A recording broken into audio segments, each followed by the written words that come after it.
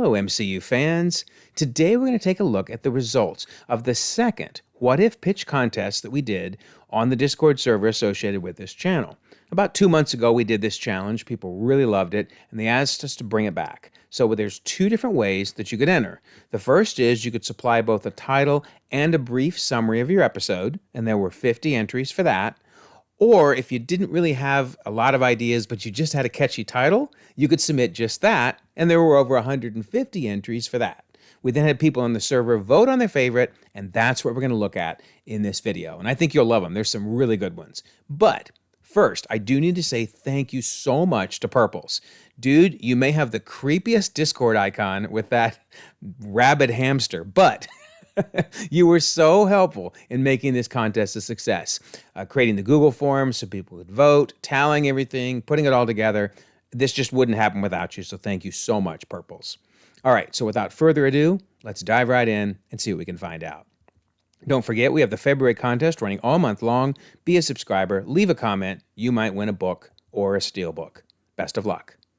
Also, we have the membership option if you want to help me with my goal of doing this full-time one day. You get all kinds of fun perks like custom emojis, behind-the-scenes videos, etc. But no matter how you support the channel, it's all greatly appreciated. Leaving comments, liking videos, subscribing, it all goes a long way, so thank you so much. All right, so as I said, there were 2 different ways to enter. The first one we're going to look at is when people just submitted a title only. And we're going to look at the top picks as voted upon by the server. Now you'll see that some people actually had many of their entries in the top picks, which is pretty impressive considering over 150 were submitted. But all right, here we go. So Zig asked the question, what if Thanos found love?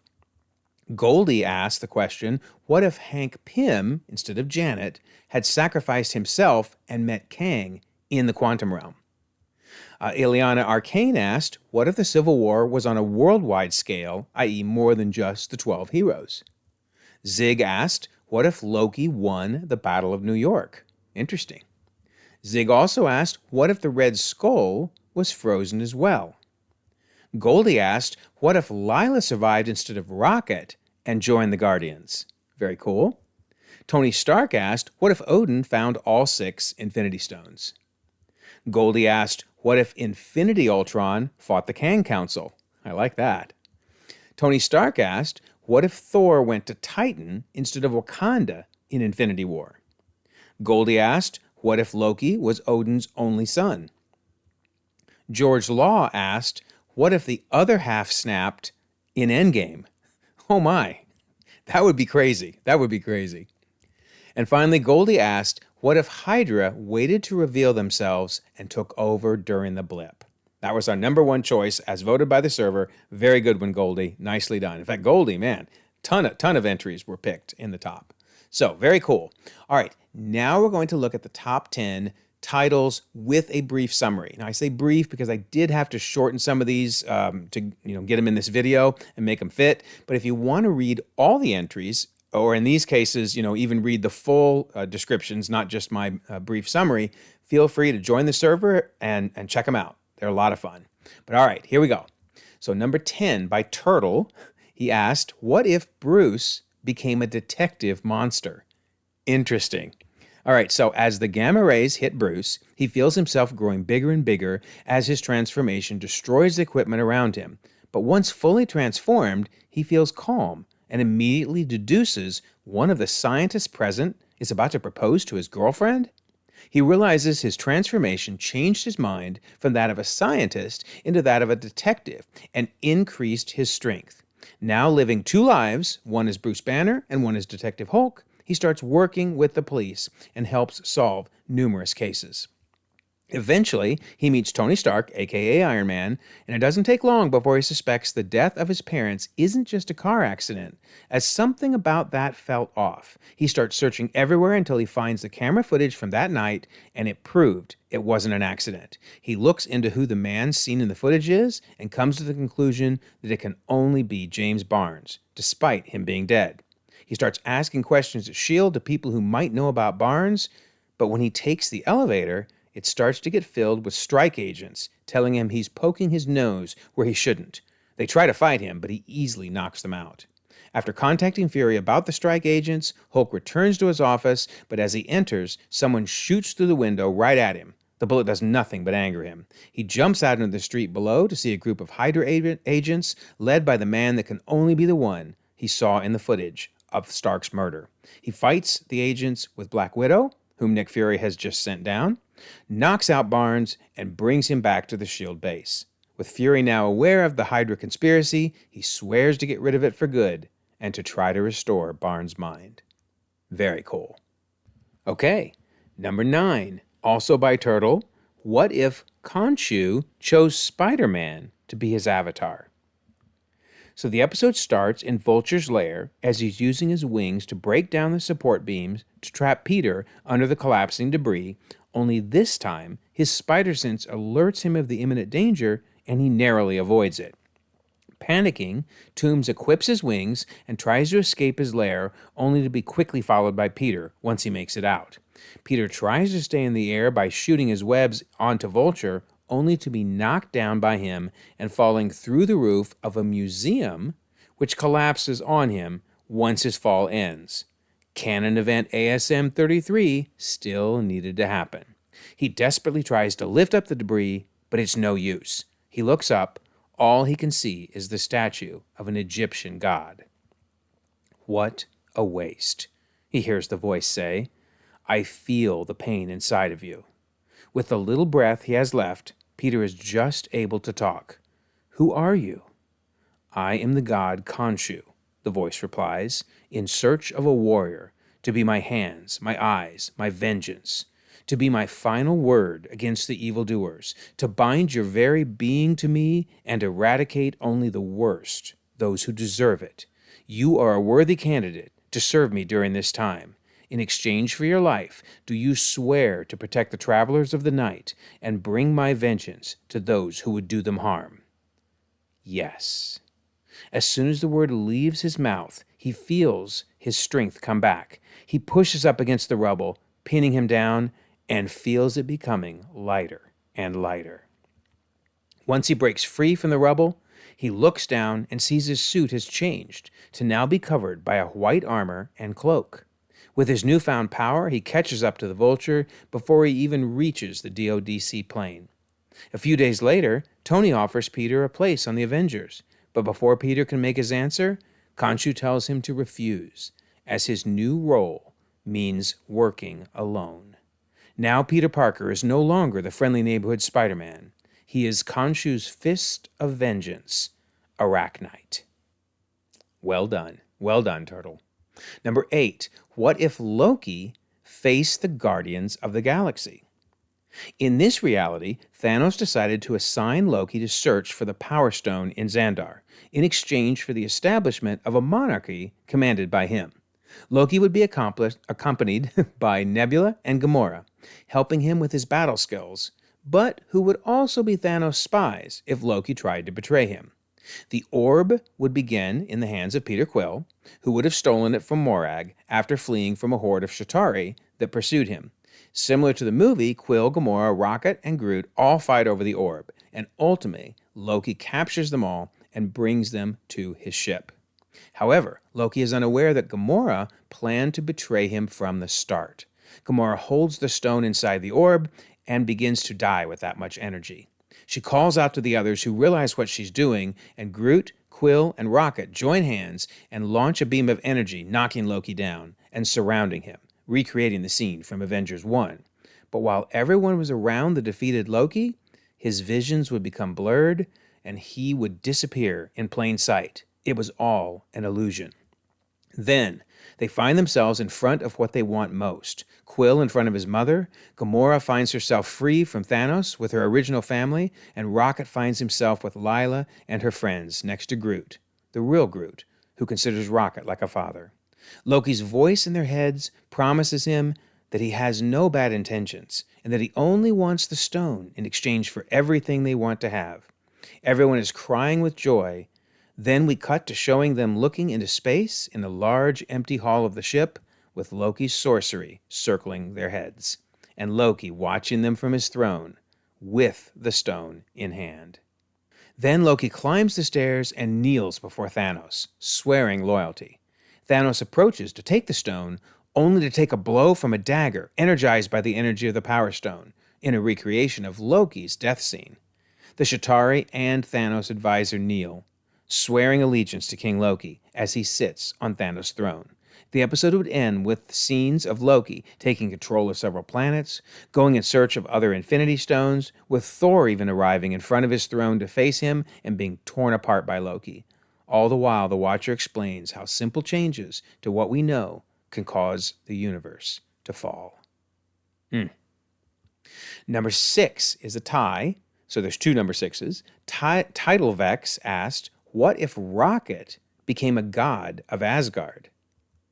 In this reality, after Rocket makes his escape from the High Evolutionary, a miscalculation during a warp jump lands the raccoon in the Golden City of Asgard. A young, scared, and confused Rocket is found by Thor, who takes a liking to the creature and adopts the rabbit as his new sidekick on his journey, bringing peace throughout the 9 realms. Using his intellect, Rocket is able to make his own weapons from Asgardian tech, making him a formidable ally for Thor when the God of Thunder has to face Malekith during the events of Thor the Dark World. Rocket also forms a bond with Loki during the adventure and is devastated when the God of Mischief dies, reminding him of losing Lila, Floor, and Teefs so long ago. Once the ether is stripped from Malekith, instead of giving it to the Collector, Rocket steals the Reality Stone and returns to Counter-Earth, using his Asgardian weapons and the Infinity Stone to take revenge on his creator.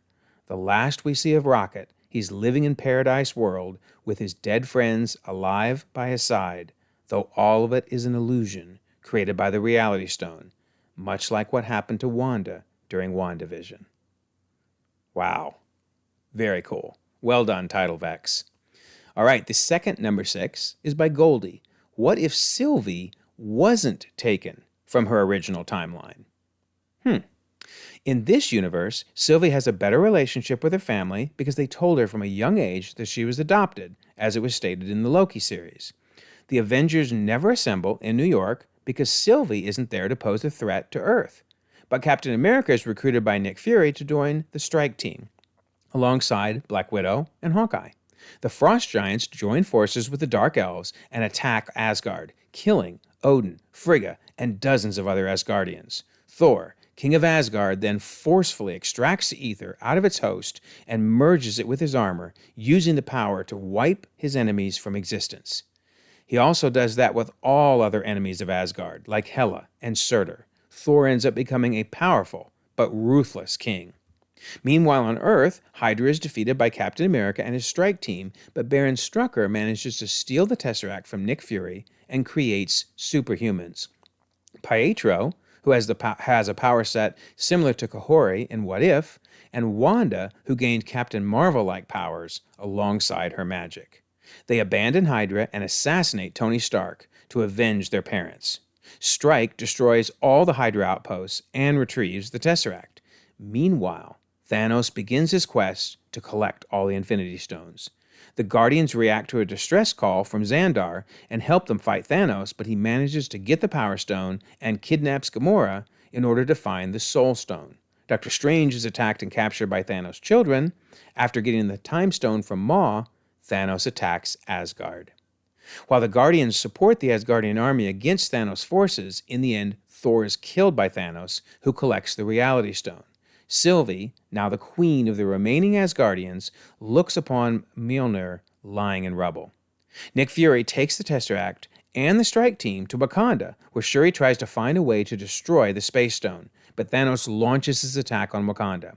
Then there's a lightning beam from the sky, teleporting Sylvie, the Guardians, and the Asgardian army in front of Thanos. She summons Mjolnir and charges into battle against him, giving Shuri enough time to destroy the Space Stone, breaking it into 1,000,000 pieces. Thanos, now surrounded by the heroes, puts up the fight of his life, but is eventually struck down by Sylvie. Together, the remaining heroes decide it's best to destroy the remaining stones, and Sylvie returns to rule in Asgard. Number 5. What if Wanda wasn't stopped? Vasco Marquez asked this excellent question. In this episode, we would follow Drax and Mantis, who would be visiting Earth to get Kevin Bacon for Star-Lord as a Christmas present, as seen in the Guardians holiday special. But in this branch, the whole Earth would be taken by Wanda's hex in the 80s sitcom era. Drax and Mantis would understand there's something wrong, so they've been to Earth in Endgame. But at the same time, they would be more familiar to this Earth since that's the Earth Star-Lord talks about, since Wanda made it look like the 80s. So Wanda would sense their arrival, and she would try to get a grasp on their minds. But Drax, being rather dumb and impulsive, means he doesn't answer to the voices in his head, and Mantis is a mind controller, so she would understand the origin from the voices coming from Wanda and would sense the hurt Wanda feels. Since Wanda had control over every Avenger and superhero in this reality, she would send the 80s versions of them to fight Drax and Mantis.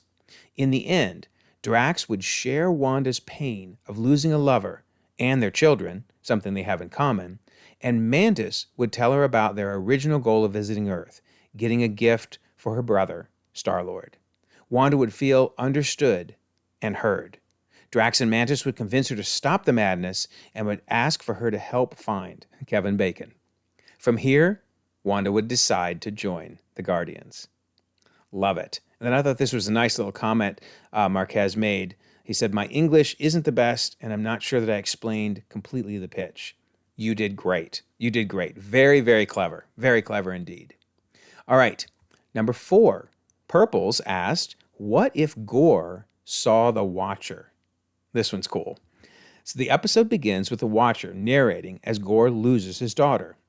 The Watcher is so distraught about the events to come that he almost breaks his oath and intervenes. He considers removing the Necrosword from the universe, but as he touches it, he stops himself. Now, when Gorr picks it up and hears "all gods will die" in his head, he looks to the sky, narrows his eyes, and says, "No, just one." While he doesn't have the means to actually kill the Watcher, this episode would see Gorr trick the Watcher and force him to take him to a better universe, like he did with Black Widow in Season 1's finale. To start, he sets off to butcher some gods so the Watcher doesn't notice he can hear him. But during these battles, he uses shadows to secretly communicate with the gods and then pretends to lose the battle and retreat. The gods aren't too happy there's someone more powerful than them, and even Thor is willing to help after Jane dies. Gorr eventually reveals that he can hear the Watcher and makes his demands. But the Watcher says he does not, cannot, and will not interfere. If that's true, you're not going to enjoy what happens next, says Gorr, before he and the gods use their combined power to attach a shadow to the Watcher. Horrified, the Watcher stumbles through the multiverse, unable to watch anyone without them noticing his shadow. Defeated, he sends Gorr to a timeline where he had died instead of his daughter, and he sends Thor to the fallen Avengers universe. Very cool. All right, Mobamba asks, what if the Avengers assembled in 1945? So, in an alternate 1945, the Red Skull's power had increased dramatically. Hydra had seized control of Germany, and the Red Skull threatens to take over the globe using the Tesseract. Captain America decides to form a team of superheroes, which he calls the Invaders. In addition to Peggy Carter and Bucky Barnes, he recruits King Azuri of Wakanda, the current Black Panther, and King Namor of Talokan, who both join in order to protect their kingdoms. Odin of Asgard and Wenwu of the Ten Rings also join when they hear of the threats, with each king bringing a group of his finest warriors into battle, including Thor. The first Human Torch is also sent to aid Captain America in the battle.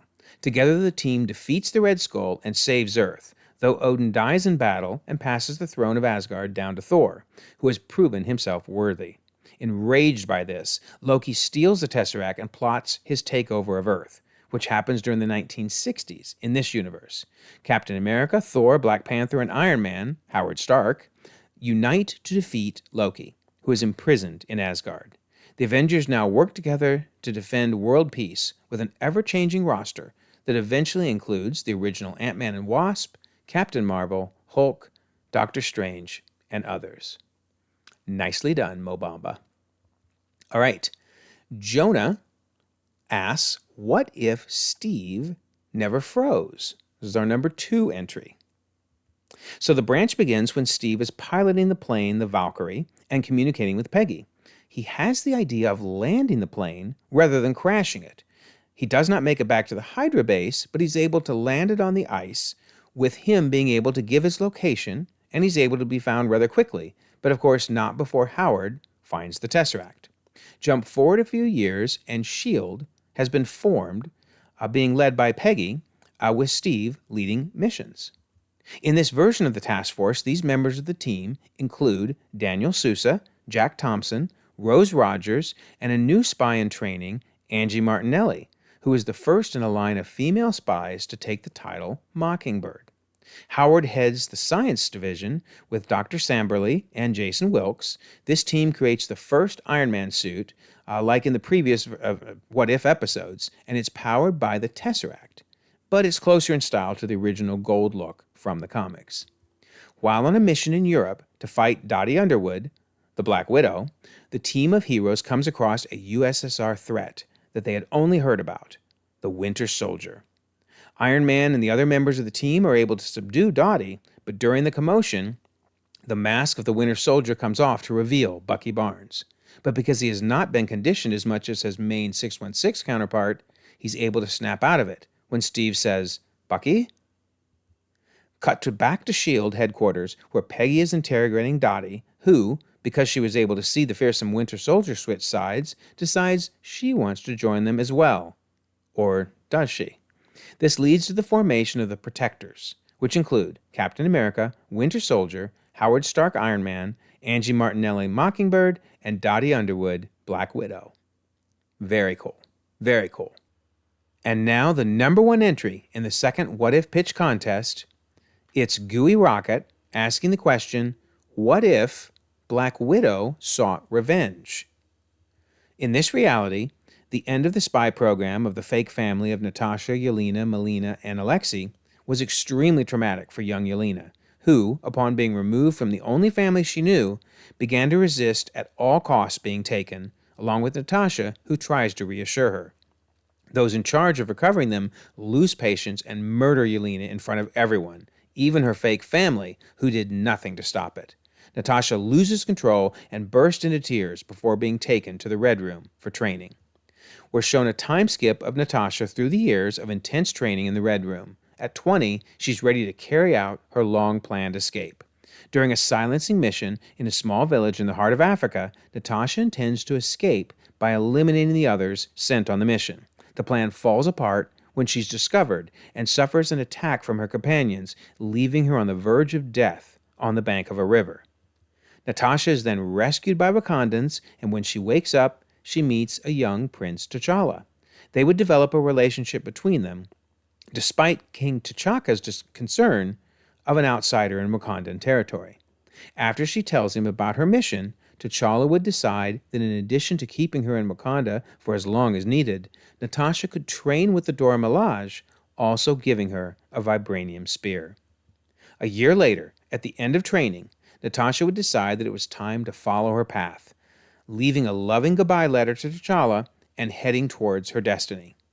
After this introduction, Natasha would go on a journey of bloody revenge in the style of Kill Bill, starting by eliminating Black Widows to attract attention, then Russian government agents, and then the former cowardly members of her fake family, all to reach her biggest target, Dreykov. Now, with her enemies defeated, Natasha would return to Wakanda to finally try to find peace. And so there you have it. Those are the winners of the second What If pitch contest. And don't forget, you can join the Discord server and you can check out all the entries. There's lots of great ones out there. And so now we eagerly await What If Season 3. Really, really hoping it comes in 2024. That would be awesome. And don't forget, we have the February contest. Just be a subscriber and leave a comment. You might win a book or a steelbook. And we have the membership option in case you're interested in that.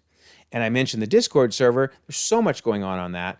Watches, Comic Club, MMORPG, DC retrospectives, server awards. We have an iceberg because the servers have been around for an entire year. So all kinds of fun trivia things that have happened over the last year. You can get a Madam Web badge, a role, if you saw it in the theaters. So wear it as a badge of honor. And then also, while we mainly talk about Star Wars, DC, and Marvel, we also do have an other media forum, and you can put anything in there that you want and start all kinds of great conversations. So I will leave a pinned comment so you can join the Discord server. And there's over 1,000 members across the globe. Always a conversation happening 24/7. Also, if you don't mind, like this video, subscribe if you haven't already. You can check out more content, and we'll all continue to enjoy the ever-growing, ever-changing Marvel Cinematic Universe.